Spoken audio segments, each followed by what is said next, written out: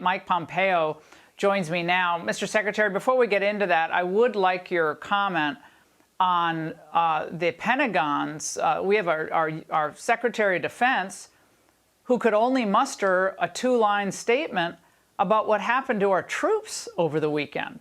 He had to read the lines in front of him, sitting across the table from the NATO Secretary General. Your reaction to that tonight? You know, when I first watched it, Laura, I was appalled at the lack of emotion about the loss of the 3 soldiers. Frankly, you add the 2 Navy SEALs, that's 5 in just the last couple of weeks. Great Americans no longer with us. And he was reading a statement as if he was reading from the dictionary. I just find that disturbing. But more importantly, the policies that have resulted from this Secretary of Defense and this President have led precisely to the place we find ourselves today. And while they talk about not wanting World War III, they talk about not wanting escalation, it is moments like that that the Ayatollah watches or that Xi Jinping watches, and he says, I can roll these guys. And to date, I would argue they certainly have done that.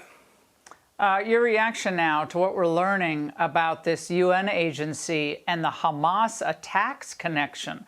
Are you shocked by this or not really, given some of the history with these UN workers?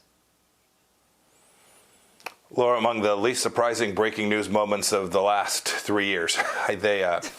We have known for a long time, our CIA has known for a long time, that UNRWA was deeply connected to the folks that operate Hamas and the leadership, that the UN there was a corrupt organization providing resources to Hamas instead of trying to feed and fuel the Gazan people.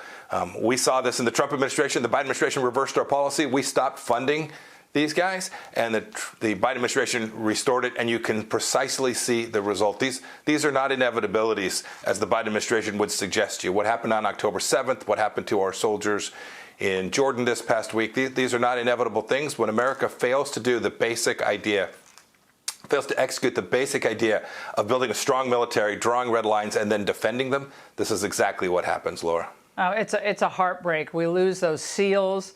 Now we lose these 3.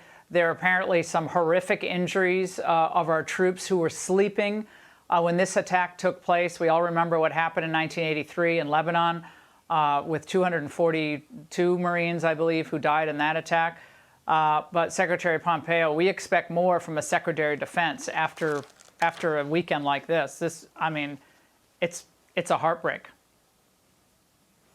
Laura, my wife Susan will tell you that every morning when I would wake up, when I was a CIA director, Secretary of State, I was thinking about were my folks in my embassy safe, were my guys on the ground at the CIA safe. This was a central focus of what we did. It's one of the reasons we wanted to ensure we had deterrence. We did pretty damn good work for 4 years, and now we've lost that very deterrence that we had built up in the Trump administration. And I fear that we're not at the end of this. We are simply just at the beginning.